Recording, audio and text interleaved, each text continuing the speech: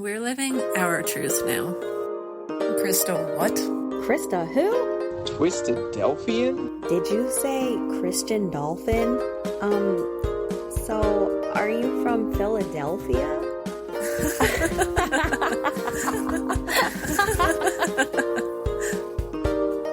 Welcome to the Life After Leaving podcast, an ex-Christadelphian podcast. Hello, heathens, and welcome back to the podcast. I'm your host, Zinnia. Today we have a very special episode as we have two return guests back on the show to chat with me all about Christadelphian Bible prophecy. Prophecy is a big part of the Christadelphian belief system, so I'm excited to talk about it with some former members of the Christadelphian community. So please join me in welcoming back Rob from episode 4 and Steve from episode 16. Thank you both for coming back on the show. Great to be back. Yep, you're welcome. All right. So to get us started, could you share how your academic interests and expertise relate to biblical prophecy? So I'm a professor of statistics at Monash University in Australia, and my main sort of area of research is forecasting. So I develop tools to help organisations forecast the future of different things. So, for example, most retail companies in the world try to forecast sales for their products, and a lot of them use tools that I've helped develop over the years. So companies like Walmart, for example, is trying to forecast sales for all of their different products, or Amazon's trying to forecast sales of books. In fact, on Friday, I was doing a seminar for the Amazon forecasting team about some of the tools that I've developed and how they might use them in their work.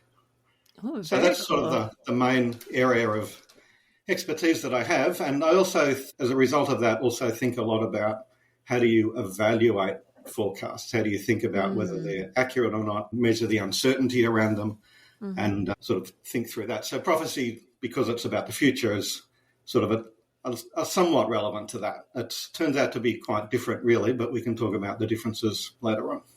Okay, sounds good to me. And what about you, Steve? My background is completely different to that. I work at the University of Sydney as a lecturer in Hebrew, Biblical and Jewish studies. Amongst the subjects I teach are biblical prophecy. When we look at biblical studies academically, we're not looking for the voice of God or trying to hear the voice of God, which you would do theologically at a Bible college, but looking at the Bible as literature, who wrote it, when was it written, why was it written, how did it change, those sorts of questions. And biblical prophecy is one of the subjects that I teach.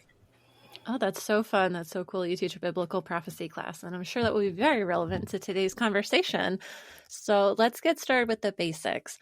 What is biblical prophecy, and what would you say is the point of it in general? Sounds like a question for Steve. He teaches this stuff. Well, going back to the comment that I just made is when we look at biblical prophecy academically, we're looking to see who wrote it. So something like the book of the prophet Isaiah, for example. Was it written by Isaiah? Who was Isaiah? When was it written? Why was it written? What was the background? Looking at those sorts of questions. And in fact, actually, on the question of the book of Isaiah, seeing I've used that as an example, academically, most biblical scholars would see that there was not one book of Isaiah, there are actually 3. And what we have as the 66 chapters of Isaiah are actually 1st, 2nd, and 3rd Isaiah, and they're quite different authors. So the first 39 chapters of Isaiah is written by Isaiah, possibly, or by someone who listened to Isaiah's speeches and wrote them down. And the first 39 chapters of Isaiah mention Isaiah frequently. But from chapter 40 to 66, there's no more mention of Isaiah at all. Oh, really? I wouldn't have even noticed. And the whole style changes. Things that were key words, key phrases, key theological concepts that are in the first 39 chapters just aren't there in the rest of the book. And things change. So that this was picked up by scholars, not 10, 20 years ago, but hundreds of years ago. Scholars started to notice that Isaiah changes at chapter 40. And that's why very often you'll see literature referring to the 2nd Isaiah, which is chapters 40 to the rest. But then more recently, scholars started to see that the last 11 chapters of Isaiah are different from chapters 40 to 50, whatever. And then they started to speculate that there's actually a 3rd Isaiah. And because the tone changes again, the style of the book changes, and we have quite a number of differences. So the first Isaiah was probably written around the time of Hezekiah, which is when Isaiah says it was written. But then second Isaiah was probably written many years later while they're in the exile. And third Isaiah actually mentions the destruction of the temple and the temple being in ruins and the rebuilding of the temple. So it's written when they go back. Mm-hmm. So that's just an example as to how we look at prophecy when we're asking how it was written. So when you say, this prophet predicted such and such that would happen in the future, it may not have been future. There might be someone who's writing about something that happened in the past. So third Isaiah was not written by Isaiah in the 8th century BCE. It was written much later. So therefore it's not predicting the rebuilding of the temple. It's talking about the rebuilding of the temple that was taking place right there and then. More of a historical account. Yeah, so it changes the nature of prophecy. Like, what is prophecy? Is it about predicting the future? And as you say, it could be historical, just recording events that are happening in the here and now, rather than predicting what's going to be in the future. Okay, context seems to be very key here, and knowing the circumstances around it then, for sure. Yeah, I think that's one of the big differences between the way Christadelphians look at these biblical books and the way scholars do. Is all about the context. Understanding any part of the Bible, but in particular the prophets, you need to understand the historical context, the geographical context, the linguistic context, what's going on socially. And until you do that, you're really not making any sense of what was intended by the words when they were first penned.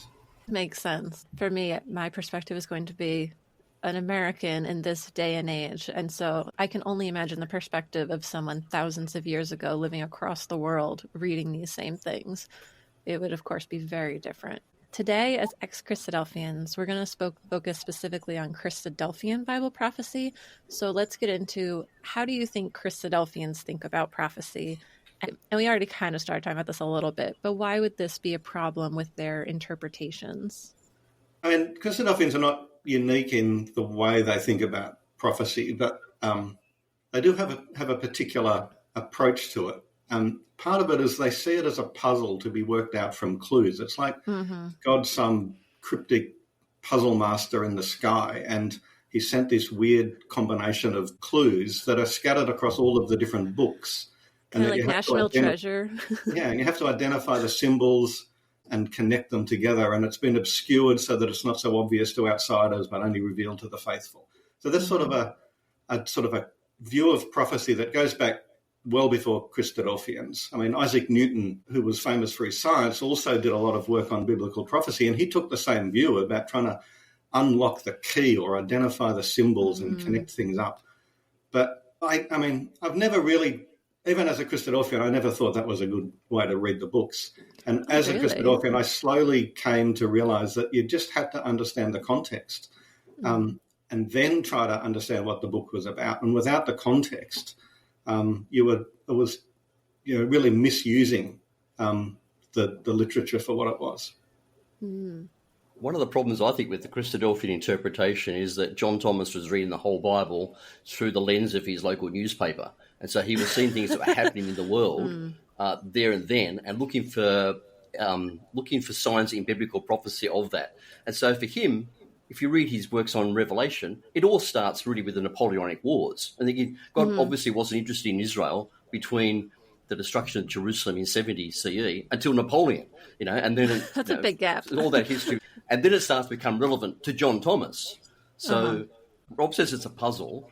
It's also a game. Christadelphians, I found in my experience, would pick up the newspaper or Newsweek or something like that, and they would see what's happening in America or in Europe or the Middle East right now, and then they go to their Bible to try and find something about that. So at the moment, Christadelphians are scurrying, trying to find some evidence or references in prophecy to Gaza. What's it all about?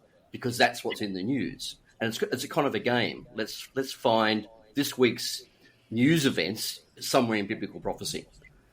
Yeah, I think that really hits the nail on the head from my experience with what I remember as well. And what I see circulating on social media when that does kind of come across my path is someone finds like a random verse here and I'll be like talking about floods. And then they'll be like, well, there was a flood in my part of the world recently. And so they're like, this must mean that it's the end times. It's the prophecy being fulfilled. And so I do see that a lot, but often it does seem retroactive where the historical event happens and then they say, oh, it was prophecy. But I thought that was supposed to work the other way where prophecy tells about the future. So it does seem like it's often just making the puzzle pieces fit afterwards. I think that the fact that we call the biblical writers prophets is a little bit misleading because they weren't doing very much of foretelling the future. They were mostly about sending what they perceived as God's message to the people. So they were more like religious leaders who were forthtelling rather than foretelling. That's a good point. I think that distinction is probably accurate. Jeremiah gives a whole speech about this in the section of Jeremiah where he talks about the potter and the clay, and God makes a vessel. And then he says, the whole point of prophecy is so that if God predicts that someone is going to be destroyed or there is something bad is going to happen, the people will then change. And what he's predicted then will not come to pass. He says the whole point of prophecy is so that you will change and the prophecy will then not be fulfilled. And a good example of that is Jonah. Jonah goes to Nineveh and says the city will be destroyed in 40 days. And then they repent and the city's not destroyed. So the whole point of Jonah is that God changed his mind. And Jeremiah says this is the purpose of prophecy, that if you change, God will change his mind about the destruction that's coming. And the point of prophecy was to bring about this change, not to show how clever the prophet was because he could predict something that was going to happen in 2,000 years' time. Mm-hmm. Interestingly, that's a lot of what forecasting is about today. Like during the last 5 years, I was providing forecasts of COVID cases to each of the state governments and the national government of Australia every week. So every week we would say, this is what we think is likely to happen under current policies. And they would then look at that and decide whether to change the policies, or introduce a lockdown or some other restrictive behaviour so that it wouldn't spread as much as we were predicting. So our prophecies, our forecasts, our prophecies, our forecasts were often wrong because the environment changed. And that was sort of the point of them, to just tell the government, this is what's going to happen if nothing changes. Mm-hmm. So I find there's a Christadelphian tendency, if a prophet makes a prediction then that doesn't come true or it isn't fulfilled, which is the purpose of prophecy, so that they change and that it's not going to be fulfilled, then if it's not fulfilled, Christadelphians will then say, oh, that's about the future. The prophet wasn't writing about his own times at all. That's about our times. That's an end times prophecy. And so any prophecy then which is not fulfilled ends up being future to us. That's a pretty big loophole to have for anything that doesn't add up. And there are a lot of things that don't add up that then just get relegated to the future. Yeah, interesting. All right. So I'd be curious to hear a little bit about some of the kind of big Christadelphian prophecies and to hear about what you thought about them when you were a Christadelphian compared to how you think about them now. And the big one, I think you all know, Russia. Yeah. I think immediately if I say Russia, Gog and Magog should just pop right to mind. Yeah, Christadelphians seem to have an obsession with Russia. Oh, yeah. So I wrote an article about this when I was a Christadelphian for one of the magazines. Ooh. And trying to discuss what it would have meant to the people in Ezekiel's day, assuming it was written by Ezekiel at the time that it was said it was written. I don't know whether that's true or not, but supposing it was, what would they have made of these descriptions, these names of kings and these territories? And it's pretty clear it's got nothing to do with Russia. They would have associated it with leaders in what we now call Turkey. And sort of the names that were being used were associated with that region of the world, not further north. So that was when I was a Christadelphian. I never thought the Russian thing held water. Uh-oh. In fact, they wouldn't have even thought of Rosh as being a country at all. Rosh is an extremely common word in the Hebrew Bible, because, I don't know, 800 times or something. It's an extremely common word. In fact, the very first word in the Hebrew Bible contains the root for Rosh, Bereshit, in the beginning. Rosh means a head, a beginning, a source, the top of something. And so here it means the chief prince of Meshech and Tubal. It doesn't mean the prince of Rosh or the prince of Russia. The whole Christian thing, oh, Rosh, that's Russia. I think, okay, it sounds a little bit maybe the same. Okay, so for people who don't know what the words actually mean in Hebrew, that's potentially just an association. Okay. I think you'd be hard-pressed to find any translation that translates that as the Prince of Rosh, Meshach, and Tubal, except in Christadelphian ones. Or you might find some of the offbeat Christian Zionist type evangelical translations that might have that, but I can't think of any offhand. I mean, linguistically, the way you would read that in Hebrew is simply the chief prince. You wouldn't read that as a prince of Russia at all.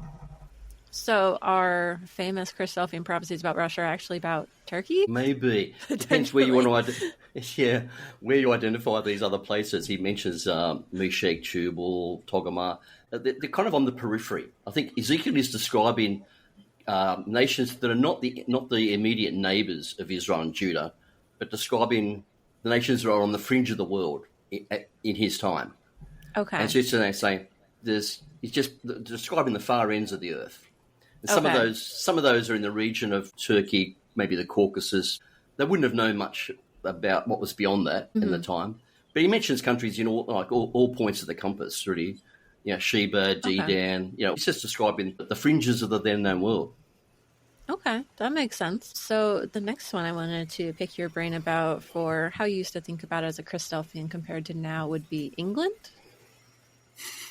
I never thought the Bible mentioned England ever. Like it was beyond. Britain isn't the key point of that. It was What beyond about the merchants of Tarshish and the young lions are off, Rob? So, again, when I was a Christadelphian, I spent time trying to figure out these places, what they might have meant to the people to whom it was first written. And the closest I could find was Tartessus in Spain, which may or may not have had the name Tarshish attached to it, but at least it was linguistically closer than England. It's just the only reason to attach England to it is sort of this desire to make it relevant to them, not because it was ever intended to refer to such a place, which, as I said, is beyond the known world for them.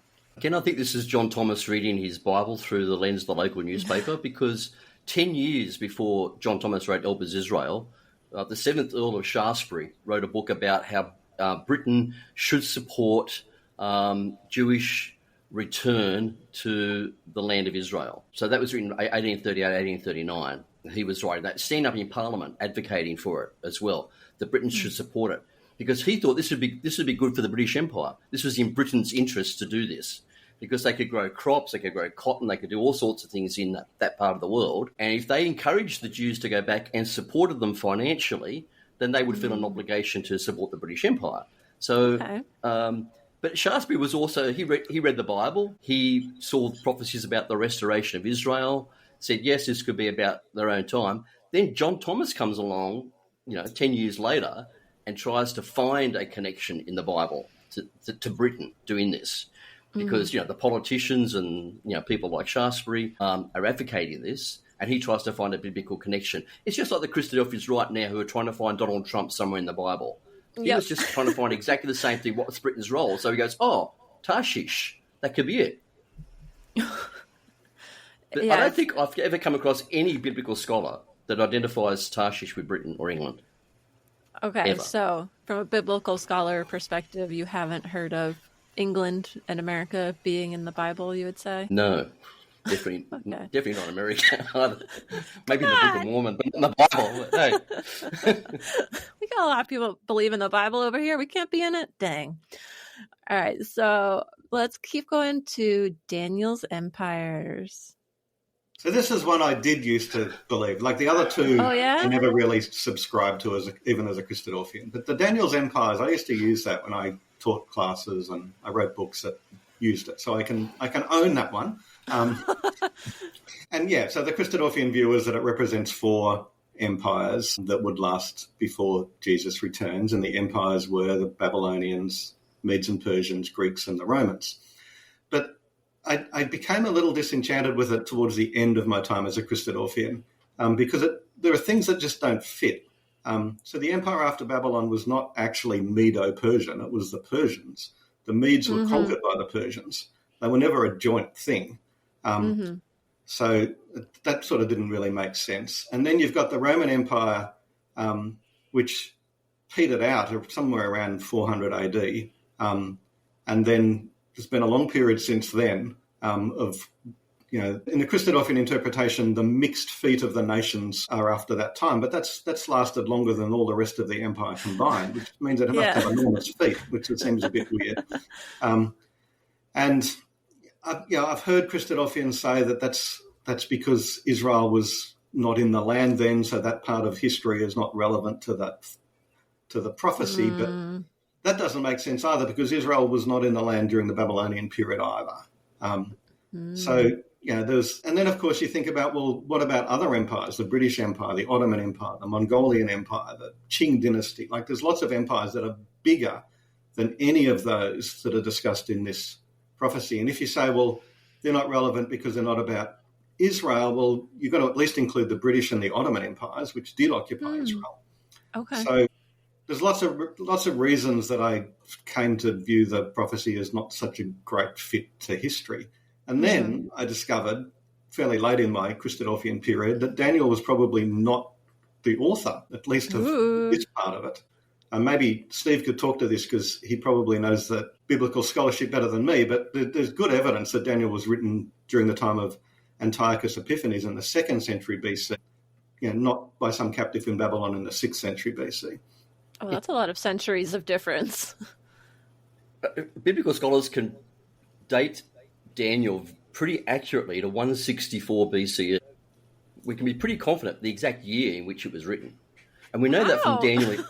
We know that from Daniel 11, because Daniel 11 describes the events which led up to Antiochus IV Epiphanes desecrating the temple, and he describes it in great detail, verse after verse. So it sounds like he was there, the writer was there watching all this happen, because he describes it in great detail. Then for the last 4 verses, it changes. And Christadelphians say, the last 4 verses, that's about the future. Because the last 4 verses of Daniel 11, the writer describes how Antiochus dies and how he comes to his end. And he got it wrong. Wait, and so Christadelphians, so we know when he died, and we know when this is happening. So they can say all the events leading up to 164 BCE, the writer has got very accurately. The events after that, he gets wrong. So that means he's writing in 164. He knows all this stuff that's happening. It's past history, or it's contemporary. Yes. And then he guesses what's going to happen next, and he guesses wrong. Wow. So, I never knew that. Oh, my goodness. Yeah. There's a lot. In fact, there's a lot of historical inaccuracies in Daniel, and I have a theory about why, but it's not written as history at all. It's not meant to be accurate. Yeah. What would you say it was meant to be then? I think it's meant to be satirical, because the writer, he's writing in the time of Antiochus IV. You can't write when you're being occupied and oppressed by somebody else. You can't write critically about them. So you can write satirically about them. And so there's a lot that's satirical in the book of Daniel. And in fact, a lot of the literature that comes out of this era is very satirical.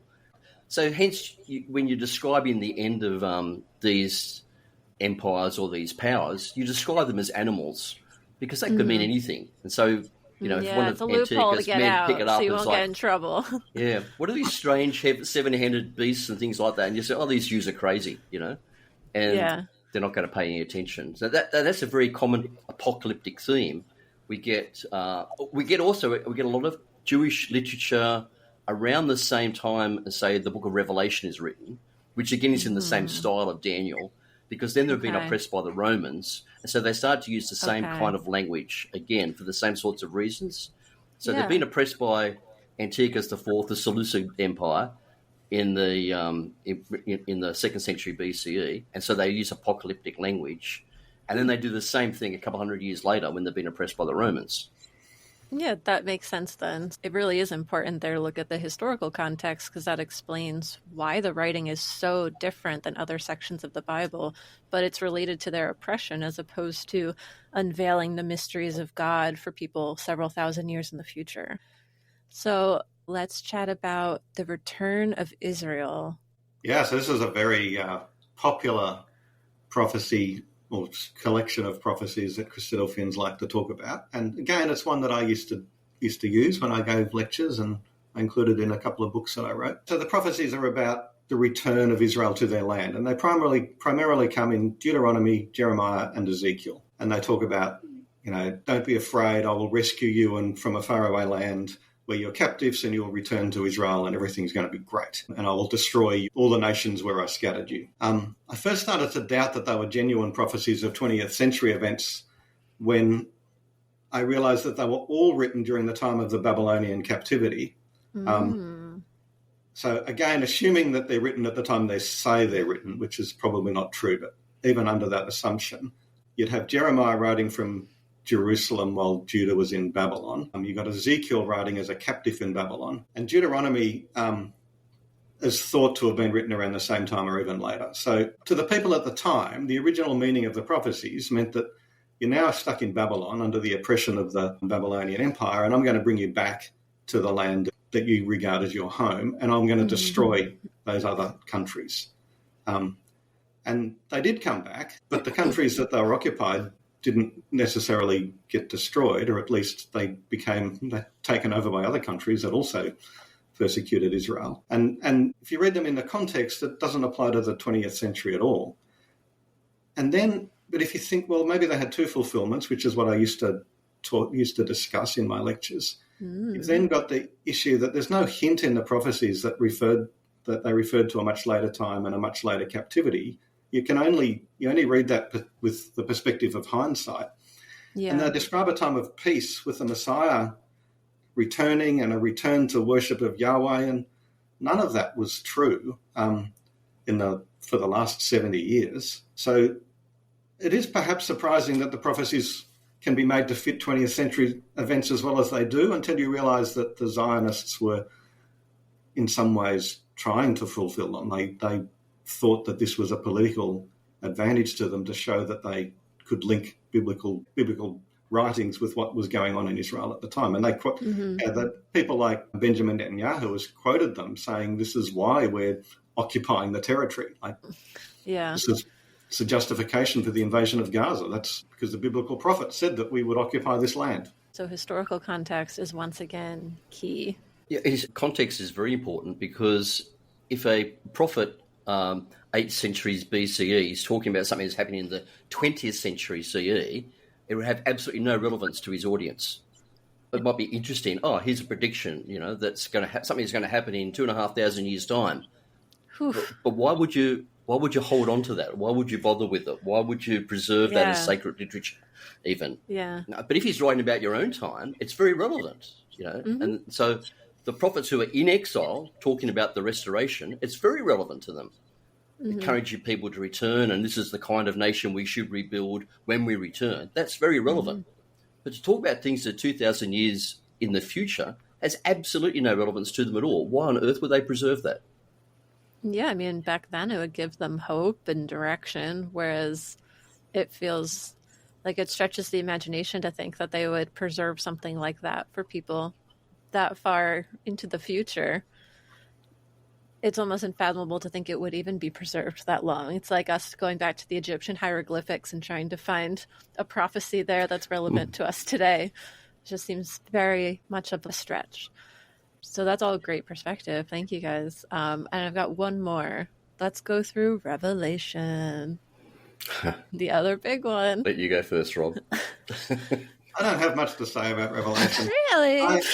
I read the traditional Christadelphian interpretation, which began with Eureka by John Thomas, and then other people sort of took that as the base and discussed stuff. And then I read Harry Whittaker's book, Revelation, A Biblical Approach. And then I read pretty well every book I could find on Revelation by Christadelphians, trying to understand all of the different ways of reading it.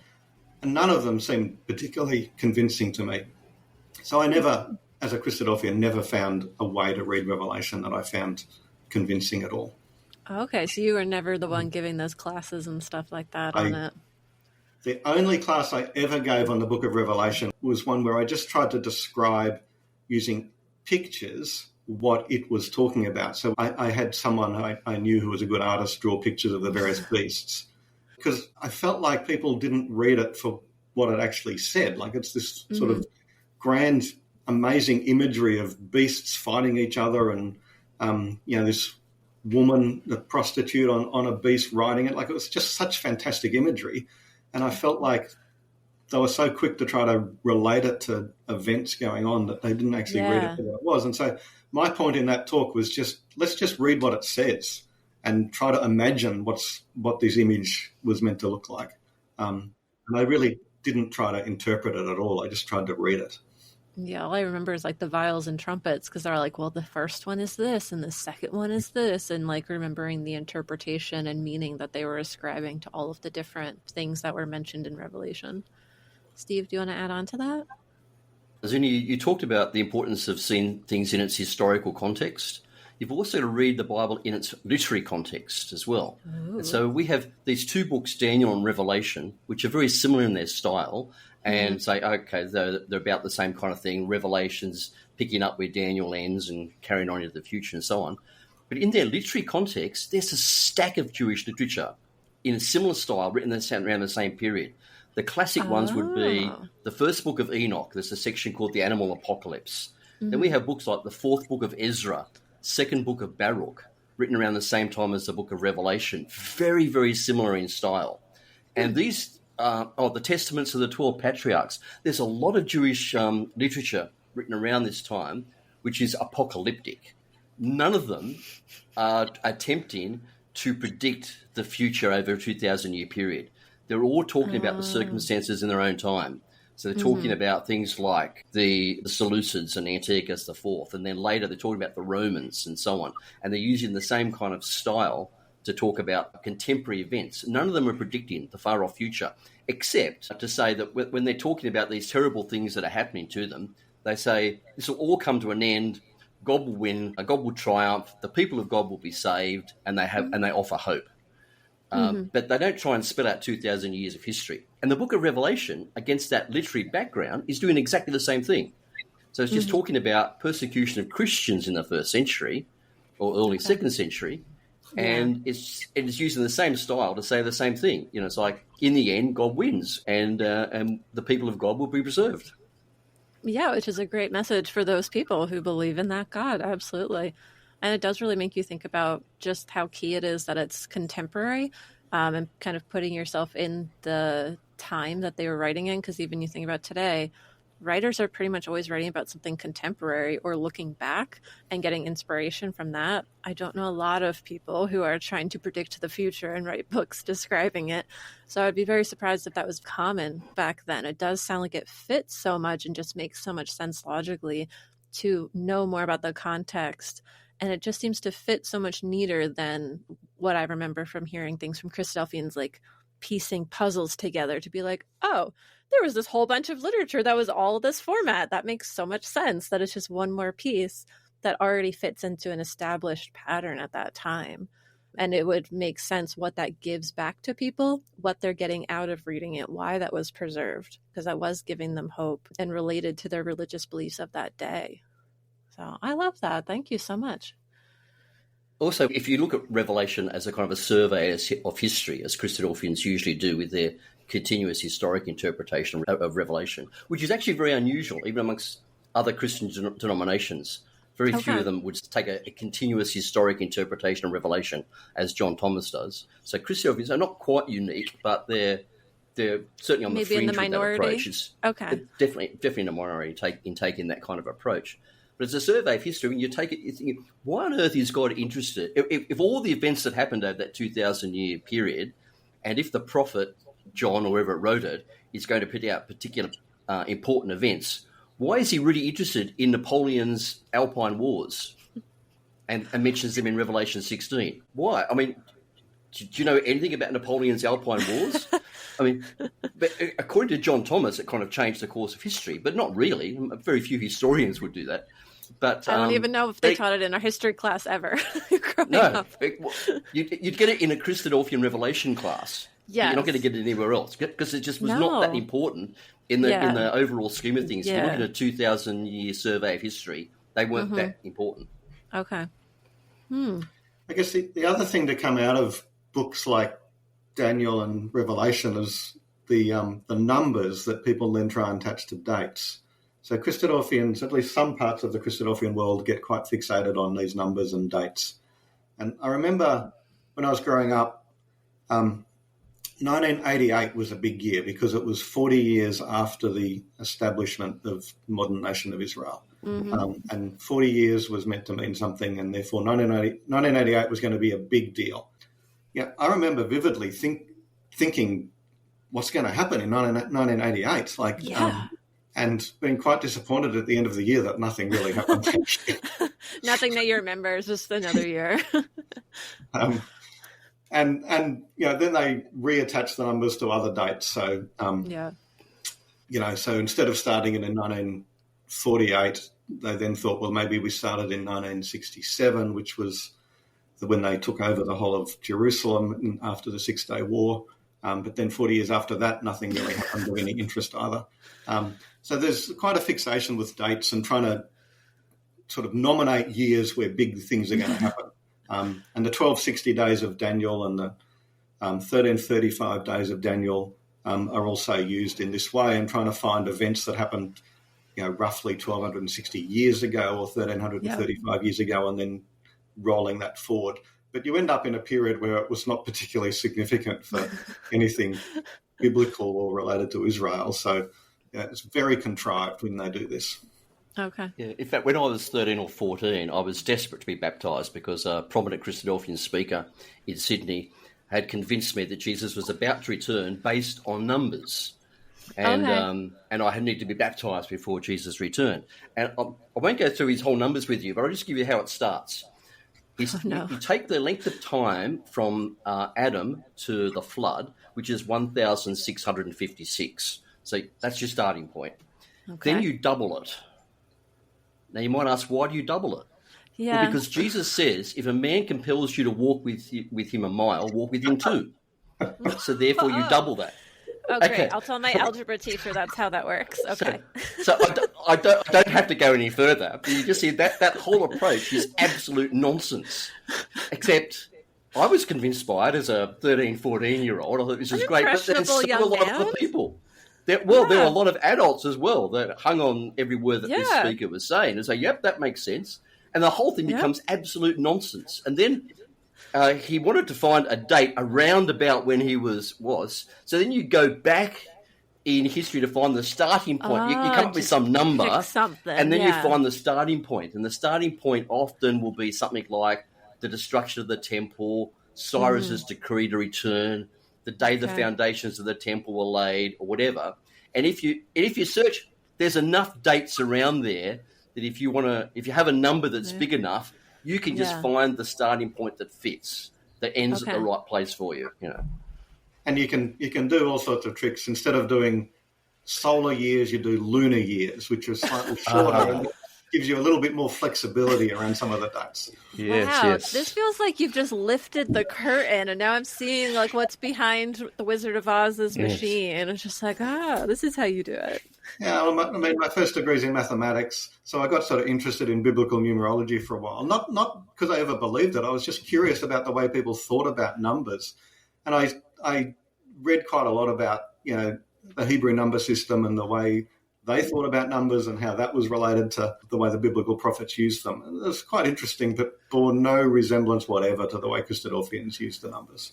Yeah, this reminds me of the email I sent you that a listener sent in to me related to prophecy. They were talking about like lunar tetrads or something. And so that's why it was going to be the year 2014 was going to be a big year. But then you looked back, and I was reading through to see how he got there.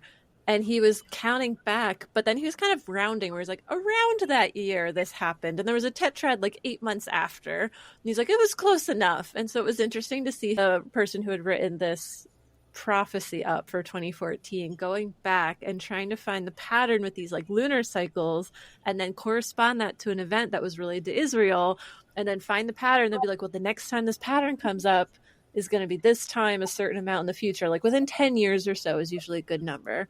I mean, Rob had to wait that 40 years. So that was a long time to wait to see if they're right or not. Usually it's a little shorter from what I remember, but it was definitely interesting to like read through that. And it feels like it's exactly what you guys are describing, but I guess he didn't want to rely totally on the Bible. So he went and just found his own numbers to add to different historical dates. The calendar is a very ancient controversy. When we're looking at things like Daniel, the book of Enoch, and so on, we find that even back then they were debating what kind of calendar you should use, and it was very controversial. And Enoch and Daniel are on different sides of that issue about whether it should be a solar or lunar calendar. And one of Daniel's criticisms of Antiochus IV was he changed times and seasons. So their calendar was a big issue for them, and sort of trying to sort it out. But and it is quite complex. And the Jewish calendar now, it's very accurate in terms of keeping with the movements of the solar system and so on.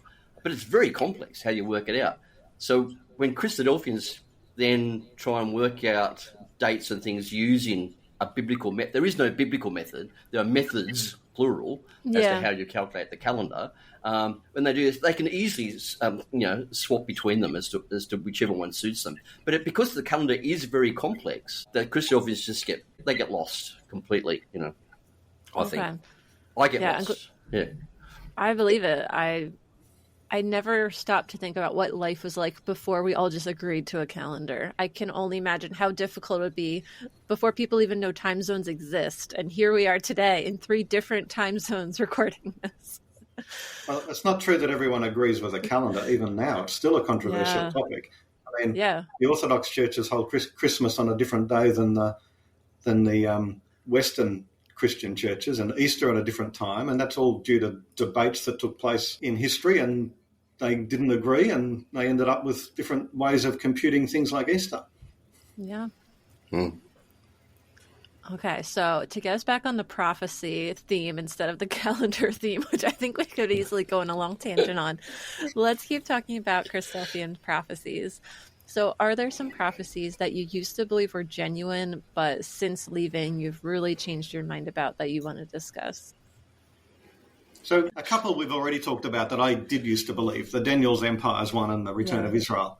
But a third one that I used to find quite convincing and I used to use in my lectures was the destruction of Tyre from Ezekiel 26, which describes Nebuchadnezzar coming against Tyre, besieging it, destroying it, and then sort of finishes by saying that I will make you a bare rock, you'll be a place where fishing nets are spread, you'll never be rebuilt. Mm-hmm. And so I used to use that, but you've got to do a little bit of sort of flexible reading to make it work, because Tyre still exists. Like there is a city called Tyre, and there's plenty of people living there. So it's not a bare rock. It's not a bare rock. So the interpretation, which is not mine, it was one that was Christadelphians often used, were that there were 2 cities called Tyre, one on the mainland and one on a small island about 500 metres off the coast. And it's the one on the island off the coast which is the one that is known these days as Tyre. And Nebuchadnezzar did besiege the island of Tyre, but he didn't defeat that. He captured the mainland city, which in my Christadelphian days I used to say this was called Old Tyre or Paleo Tyre. And then 250 years later, Alexander the Great used the rubble from the ruins of mainland Tyre to construct a causeway to the island and captured that. And then I said there's the fulfillment. And if you read through the prophecy, it changes pronouns from he to they at some points. And I said there's the sign that it's not talking about Nebuchadnezzar here, it's talking about Alexander the Great. So that was the way I used to explain it. Until now. Well, I realised before I finished my time as a Christadelphian that the mainland city was never Tyre. It was never called Tyre. Never had that. It was never name. Old Tyre. It was never Old Tyre. It was called Ushu. And Nebuchadnezzar didn't defeat Tyre. His siege ended in failure. Tyre itself, the island, was never scraped clean. It's not used for fishing nets or anything. And Alexander's conquest, although he did defeat the island of Tyre, he didn't destroy it. He defeated it. But Tyre had recovered sufficiently that 17 years after that, there was another siege because they were still resisting the occupation by the Greeks. And these days, modern Tyre is a thriving city, the 4th largest city in Lebanon. So it doesn't really fit. So I did used to use it, and then I realised that I was shoehorning, events into the prophecy because I wanted to make it fit. I was so keen to have a clear fulfillment that I guess I fudged the facts a little bit to make them fit, and I regretted that a lot afterwards.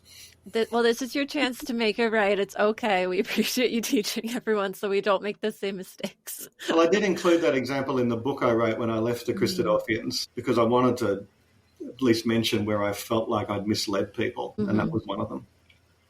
Not deliberately misled them. I believed it at the time. Yeah, you were misled yourself. Yeah. So, yeah, there's certainly no blame there. But it is nice that you've had the chance to set the record straight. And it is really cool for me even just to hear about it and to know the facts, because that one was so memorable. Like hearing about the rubble, making this path to the island. It's such an engrossing historical story. And then to learn the truth about the prophecy and that the actual historical facts is very different. Still interesting, but just not a fulfilled prophecy. Yeah, the Tyre one, I think, is a really good example. But there's a string of other prophecies in the Hebrew Bible as well, the Old Testament, which also weren't fulfilled. There's a lot of them. Ezekiel says Egypt will become a desolation and a waste, and he said it will be destroyed by Nebuchadnezzar. Well, neither of those things were true. It did not become a desolation and waste, and it was not destroyed by Nebuchadnezzar. But Ezekiel said it would. Isaiah said Damascus will become a heap of ruins, and the city won't be inhabited. Damascus is arguably one of the world's oldest continuously occupied cities. It has never been a heap of ruins and uninhabited, ever. So have they just repented and now they're able to thrive? They're just really holy. They're all worshiping God, so they're saved. Isaiah says the waters of the Nile will be dried up. Oh, yeah, that's another one. It's kind of seasonal. There's times when it floods and other times it doesn't run quite. But it has never, ever dried up. Yeah. So what do we make of those prophecies? That would be so easy to just read past those as people who don't generally learn that history to that level, because we kind of learn the surface level stuff, like here's what you need to know to be a good Christadelphian. But I feel like, with your biblical scholarship background, that's so helpful, because that's a verse I would just skim right by. It's nice to just know the facts, is what I'm saying, because I certainly didn't know the history of it myself. And then we had discussed that you also wanted to talk about the birth and death of Jesus. Yeah, so there's several Old Testament prophecies about Jesus seem to be, predictive, and they're used particularly in Matthew's Gospel as evidence that Jesus was Messiah, and that these prophecies were evidence of that. Yeah. So Isaiah 7 refers to a virgin birth. Apparently, it says, "Behold," at least in some translations, "Behold, a virgin will conceive and bear a son, and she'll call his name Emmanuel." And Matthew picks that up, and in his story of the virgin birth says this is predictive. Trouble is, the word virgin doesn't mean someone who's never had sex. The Hebrew word that's translated virgin does not mean that. It just means a young woman. What? Okay. Well, that's a very big difference. Yeah, and a young woman conceiving and bearing a son is not very miraculous. That's actually pretty common. And then, you've got passages like Psalm 22, which appears to predict his crucifixion, or at least Matthew claims that it does. That's where, the writer says, "The roof of my mouth is as dry as a piece of pottery. My tongue sticks to my gums. You set me in the dust of death. Wild dogs surround me." And Matthew quotes that and says, this is a scene of the crucifixion. And again, think about what did it mean to the first readers, or to the person who penned the words. Psalm 22 and Isaiah 53 is another one, is describing a suffering servant of God, persecuted and apparently killed by his enemies. There's nothing in the passages to suggest they're referring to the Messiah or the Son of God. They're just referring to somebody who's suffering and is killed. And it's only after you read the New Testament and see Matthew quoting them that you think, oh, this is predictive of the Messiah. You'd never think that originally. And it seems that the writers of the New Testament were attempting to establish the credentials of Jesus as a legitimate Messiah, and finding Old Testament passages that fitted his life was a strategy, whether or not they were relevant to the Messiah or not. And whether or not the events that they describe about Jesus even happened, because we have to take their word for it. Like, there's no external evidence that the events described in the Gospels actually happened the way the Gospels describe them. And so you've got them picking prophecies to claim that Jesus is the Messiah, and then they're describing what happened to Jesus to sort of legitimize him. Unfortunately, we don't know anything much about Jesus apart from what's in the Gospels. So it's hard to say which parts of these quotations and others like them were actually prophetic and which parts of Jesus' story were backcrafted to match prophetic-sounding words from the Old Testament or what. And I suspect that a lot of the apparent contradictions between the Gospels are because the authors are trying to fulfill, in quote marks, different and incompatible prophecies. So, there's problems. But I did used to think, that they were, they could be used as evidence for predictive, for the inspiration. Mm-hmm. That's a very eye-opening perspective. I'd go further, Rob, and I'd say that I don't think the writers of the Gospels were even using prophecies in that kind of way. I don't think they saw some of the Old Testament prophecies as being predictions about Jesus at all, but rather they just saw some words that were written in Old Testament prophets that they could be reapplied. And a good example of that is when Matthew says when Herod was killing the babies who were 4 years old and younger, Joseph and Mary and Jesus went down into Egypt. And then he says that it might be fulfilled, out of Egypt I have called my son. And okay, that sounds like a prophecy. You go back to the prophecies you're quoting in Hosea, and it says, out of Egypt I called my son, and yet he continued to follow the Baals. And thinking, is that Jesus? It's like the prophecy is clearly about Israel. Israel came out of Egypt in the Exodus, and God says, I called Israel out of Egypt, but they followed the other gods. They followed the Baals. Yeah, that makes sense. Which makes perfect sense. And Matthew would have known that, and so would anybody else that read that. They would realise this is not a prophecy about the Messiah at all, but rather he just takes those words and applies them because the words are appropriate. And we know, I say we know, we can be very confident that's what he did because there's a whole stack of literature in the Dead Sea Scrolls, which are commentaries on the prophets. And this is exactly what these commentaries do. So they take a book like Habakkuk, and the commentary will say, Habakkuk wrote this, but what he really was writing about was, and then they'll describe something that's happening in their own time. And so they say it has a second application, or we can reuse these words, reapply these words in a different context. And that's what I think the writers of the Gospels are doing. They're just taking words, reapplying them in a totally different situation. They're not saying this is what it was really all about, but they just give it a different application. And Isaiah 53 is an example of that as well, which modern Christians, or Christians for a long time, including Christadelphians, take and say Isaiah 53 is about the suffering servant, that's about Jesus.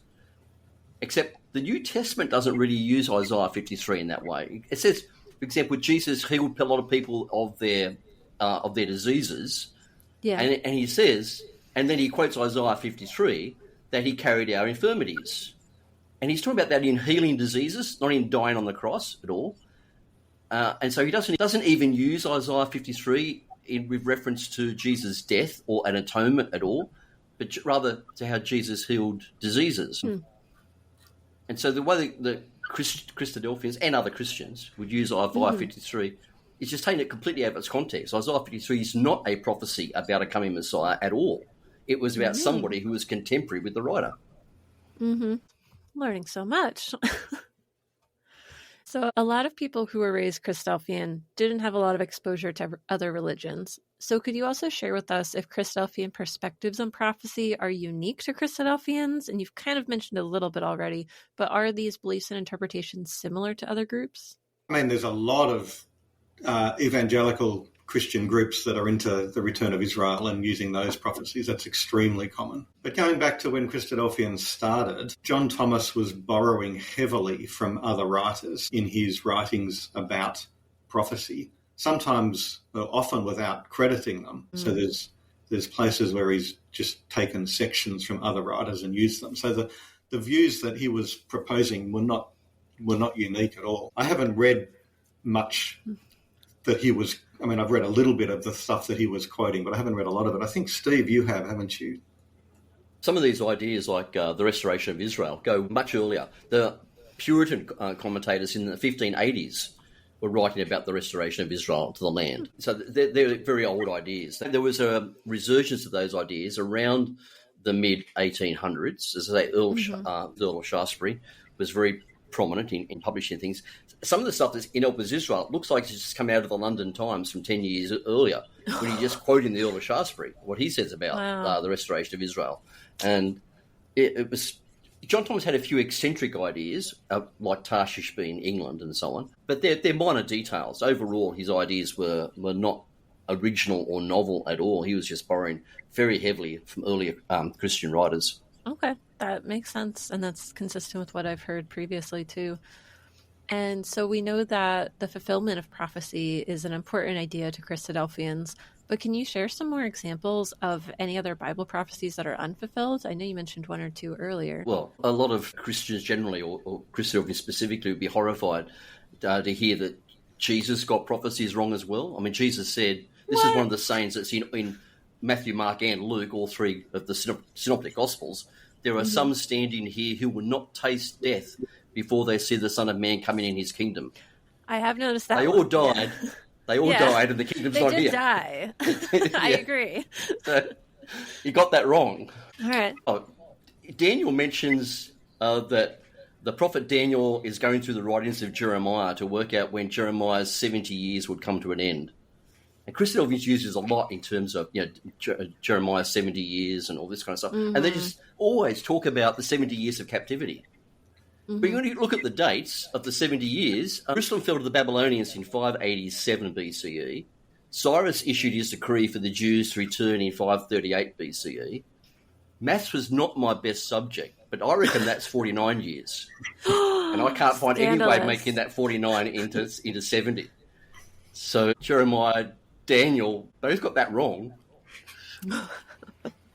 Wow, everything I knew was a lie. It's not 70 years after all. What? All right. So next one I think would be a good one for Rob. Rob, can you discuss whether you can measure the probability of a prophecy being fulfilled?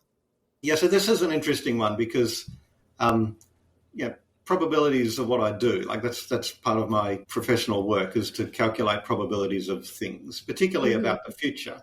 So, for example, when I provided the government with forecasts of COVID cases, we don't just give them a number. We say, here is the probabilities of different ranges. So the probability of it being above a certain number of cases.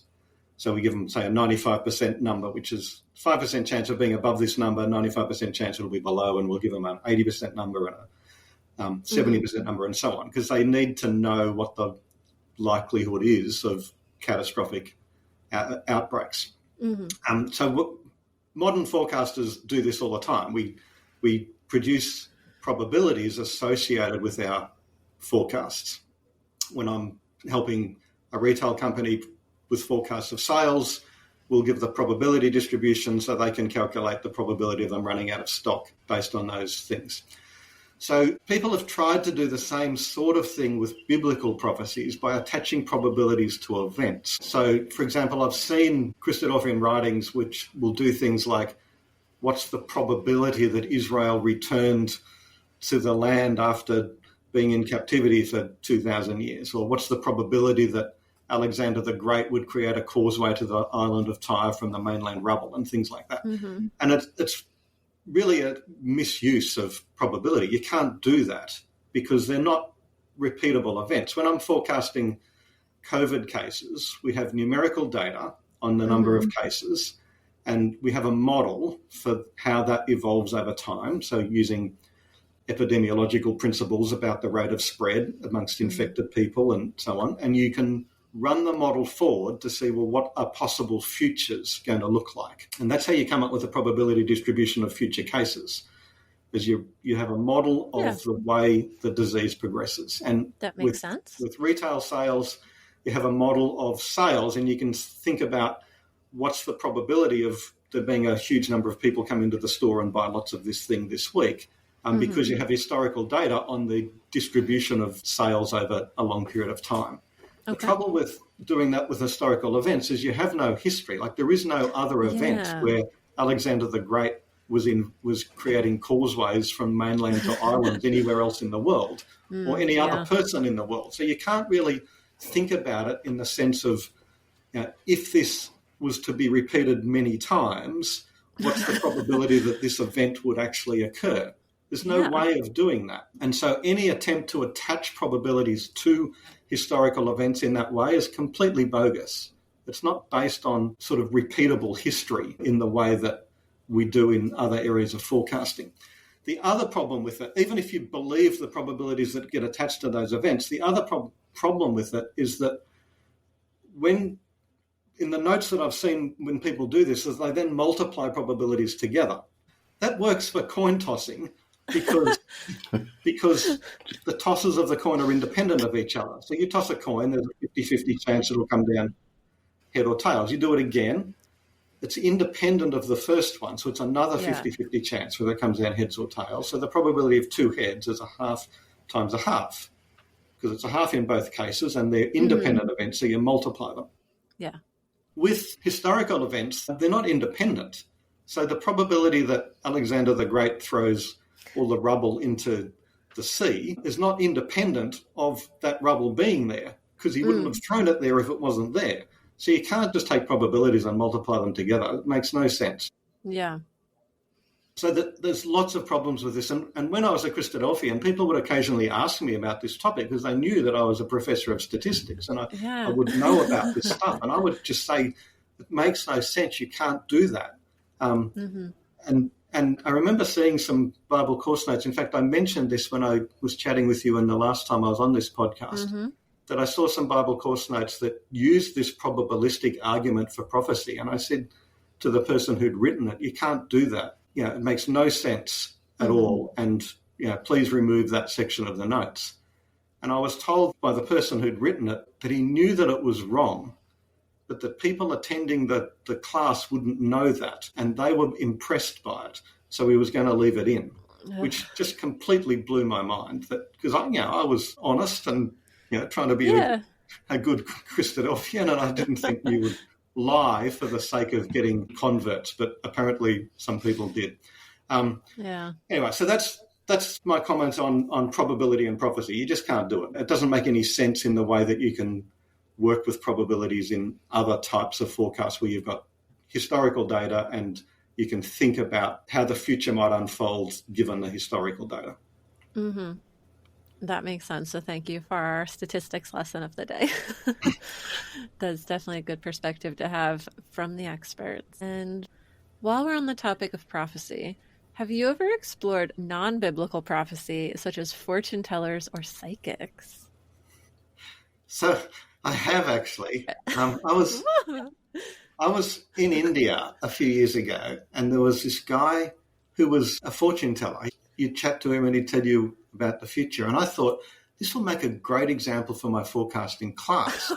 Okay. That makes more sense now. If I can get him to give me something specific enough to be testable, I can use it in classes of, how to think about evaluating forecasts. Okay. So I went over to him, was in Udaipur in Rajasthan, and he was sitting in a cafe. So I went over to him and I said, can I have my fortune read? He said, yeah, sure. So I chatted to him, and I was pushing him to give me something specific. And first of all, he told me a few things about myself that were wrong. Like he said, great start. I think he was doing palm reading. He was looking at my hand and he said, you have 2 children. Okay. I said, no, I've got 4. Double it by 2. You just double it by 2, remember? The man compels you to walk a mile. That wasn't a good start. And then he got onto the predictive stuff and he said, you're going to have a good year in, I think it was 2021. Oh. And I said, okay. What's going to be good about it? Is it going to be financial? Is it going to be my job? Or is it going to, tell me something that's going to be good. And he would not. And he just kept keeping it really vague. And I pushed him quite hard to be more specific because I wanted something that I could test. Yeah. Like if he said you were going to have a good year financially, I could test it by looking at how good that year was relative to other years to see whether it was significantly better. He would not give me anything that was testable. And I just gave up after a while. So that was my one and only encounter with a fortune teller or a psychic where I was trying to get something that I thought would make a nice example in class. Aw, I feel like maybe try again. That'd be so fun. Or send your students out and try to get them to get a testable one. That could be so fun. I love the idea. But sorry he wouldn't give you one because I'd be curious to hear how the test went in the end. What about you, Steve? Anything? Nothing as exciting as that. I do have an interest in tarot because the traditional tarot decks have a lot of biblical and religious and Hebrew imagery. They have Hebrew letters on some of the tarot cards and so on. Really? And so I've had an interest in that, trying to explore why and so on. Okay. Yeah. And exploring why the tarot deck probably started as playing cards. People play games with cards with them. And then at some point, additional cards were added, which kind of told some sort of spiritual religious philosophy. And hence that's why you get a lot of religious imagery into it. And then the final step was it became for fortune telling. Mm-hmm. And I think in some ways it's kind of what people do with the Bible as well. That it was written for a particular purpose, and people playing games with it, and they're trying to predict the future from it. So great. So that's a nice similar path for ex-Christadelphians to take. Get into tarot; you'll love it. Tarot is very interesting. A lot of really interesting stuff in the cards. I do enjoy it. My best friend actually gave me a tarot reading on January 1st. And so I was like, let's do it to start the new year. So it was fun to take a look. We did a card for the past, a card for the present, and a card for the future. So, So we will see. Is the card for the future testable? Can you check whether it's invalidated in some way? It's tough to say because you have to interpret it based on, we read the little thing from the booklet telling you what it means. But I took a picture of the cards so I can take a look. And at the end of the year, we can review. Maybe you can help me review it. We'll figure it out. You got that gleam in your eye. The statistics gleam. All right. So one more question before we start winding down this episode. How do you respond to claims of fulfilled prophecy in the modern era? I mean, if you're talking about Christadelphian claims of fulfilled prophecy, then again, I just go back to the context of what the passage meant and see whether what they're claiming is actually what the passage meant, which it won't be. So, I mean, at the moment, I know on some Christadelphian Facebook groups, they're discussing, Trump and Zelensky and Ukraine and tying it up with Magog, I think. And so go back to where the alleged prophecy comes from and does it actually mean anything like what they're claiming? And it won't. Mm-hmm. So do the hard work to get the context and understand it first, as opposed to just grabbing your newspaper. Me, the way Christadelphians use prophecy also goes against the whole purpose of prophecy and the reason the prophetical books were written. John Thomas predicted Jesus would return, I think it was 1870 or 1872 or thereabouts, and obviously wrong. And that was after he criticised Miller for predicting the return of Jesus in 1844. And then John Thomas ridiculed that and then did the same thing himself by saying 1870 or 72, whatever it is. And Christadelphians keep on doing that. And it's just one after the other. It's just a lifetime of disappointment.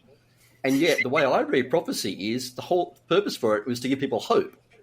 But what the Christadelphian parlor games with prophecy just gives people disappointment again and again and again. That's so true. Okay. Was there anything else that we wanted to bring up today related to prophecy that we didn't cover, or anything that's come to mind during our conversation that you wanted to loop back to? One thing I'd like to say, and that is, I don't want to give the impression that I'm just ridiculing prophecy. I read the Bible every day. I'm absolutely fascinated by the Bible. I don't read it in the same kind of way that I used to as a Christadelphian, and certainly don't follow the Bible Reader's Companion to do it. Never again. But because I'm fascinated by a number of things, like what were these people? What were they actually saying, and why were they saying it? And why did the people that heard it think this was so valuable? They wanted to preserve it, and it's been preserved for 2,000 years. I'm fascinated by that as to what is in these books that is so worth preserving. Yeah. And I think when you take the Christadelphian approach to prophecy about predicting things in our own days and predicting the future and so on, you actually lose all that. In the end, you don't know why the book was originally written and what it did for its initial audience. And I think that's a great loss. It's a great pity that Christadelphians don't get that. Yeah, it's been incredible to hear about a biblical studies perspective, just since, especially for me, I've never taken a biblical studies class, so all of this is very new information, and the perspective is just so different and so refreshing compared to the Christadelphian perspective of the Bible that was so familiar for so long that I was raised with. So it is really interesting to hear about. Definitely understand that. Yeah, I think it was a very good conversation. I think we hit a lot of different points, and so much history came up throughout this, which was so fun. And a lot of new perspectives of looking at things that feel familiar, but then realizing upon a second inspection, I actually didn't know all that deeply, so it does feel like a very relevant conversation to have that I think will resonate with a lot of ex-Christadelphians who, just like me, heard one narrative about things and now can look at it through so many other lenses thanks to your areas of expertise with statistics and biblical studies. So this has been a very insightful conversation about Bible prophecy. So for anyone who's still curious about this topic and wanted to learn more about it, do you have resources that you would recommend for someone who wants to learn more? As a Christadelphian, I found it really helpful to read some of the semi-scholarly work about the prophets. I can't read Hebrew, so I couldn't read the serious scholarly work, as Steve probably can, but the semi-scholarly work is sort of at least trying to take a biblical studies perspective to the books, and there's some good Bible commentaries that take that perspective and don't assume you know the ancient languages, and I found them really helpful. It was what helped me read the books trying to understand the context in which they were written, and hastened my demise as a Christadelphian once I realised all of that historical context. I'm guessing Steve will have much better resources than me, because that was 15 years ago that I was reading this stuff, and I was not reading necessarily the best stuff. It was whatever I got my hands on. Mm-hmm. For every course I teach, I'll probably give the students a reading list of, 100 different texts and so on. Oh my goodness. What's your favorites? so my thing would be, you read widely. Is the answer. Just read widely. I would advise against reading literature that came from a Christian evangelical writer or publisher. Okay. Mm-hmm. That's a bad place to start, I think, because you're going to get a very evangelical perspective. So avoid that at all costs. Probably good scholarly stuff to start with, basic stuff. And this is maybe not the kind of things that people want to buy to put in their own bookshelf, but they can consult in libraries, university libraries and so on. The Anchor Bible Dictionary, which was written in the 1970s, it's still really good stuff from Yale University. Really, it's about a 6-volume Bible encyclopedia. All the articles are good, and they all give a good bibliography to read more. And they're written by biblical scholars, not by evangelical Christians. Some of those scholars could be evangelical Christians, but they're not writing from an evangelical point of view. They're writing from the scholarly point of view. And then to go with that, there is the Anchor Bible commentary. So there's a commentary on every book of the Bible, again, written by scholars, Christian, Jewish, but they're all biblical scholars. They're not writing from a religious perspective at all. And they're really good to give you more detailed, scholarly information. But so there's a good, that's very comprehensive. You're not going to go out and spend thousands of dollars on buying those things, but those books are readily available in good academic libraries. Mm-hmm. Okay, thank you very much. I had no idea your students were reading that much for your class. If they want to pass, they've got to read that much. Oh my goodness! I got rid of a lot of my books, but I didn't get rid of the really scholarly stuff because I still actually like reading that. One of the ones on my shelf is probably not as good as the Anchor Bible Dictionary, but the International Standard Bible Encyclopedia is the same sort of style in that it's written from a scholarly perspective. And I have the International Standard Bible Encyclopedia because my wife gave it to me for a wedding present. Ooh, a lifetime ago, huh? A long time ago. She's a keeper, Rob. Hold on to her. Awesome. Well, thank you for your recommendations. And if there's anything else that you want included in the show notes, just let me know because I always drop a few resources below for people. So thank you both for coming on to the podcast. I really love having people on the podcast that have expertise on different topics. So I appreciate you both making the time today and sharing all this information to help make this podcast a better resource for people who have left the Christadelphian faith. And all right, I think that's all for today's episode. Bye, everyone. Thank you. Thank you. Thank you to everyone who has helped make this episode of the podcast possible. Today's episode was edited by me, Zinnia. I'd also like to thank Al Kroons for creating our intro music and the ex-Christadelphians that submitted audio for the intro music. If you'd like to join our community, you can find us at the group for ex-Christadelphians on Facebook. You can also follow our social media on Facebook and Instagram at Life After Leaving Podcast. If you'd like to come on the podcast, reach out to me at lifeafterleavingpodcast@gmail.com. And if you're enjoying this podcast, please consider leaving a rating and review or sharing this podcast with a friend. That's all for today. Thanks and see you next time.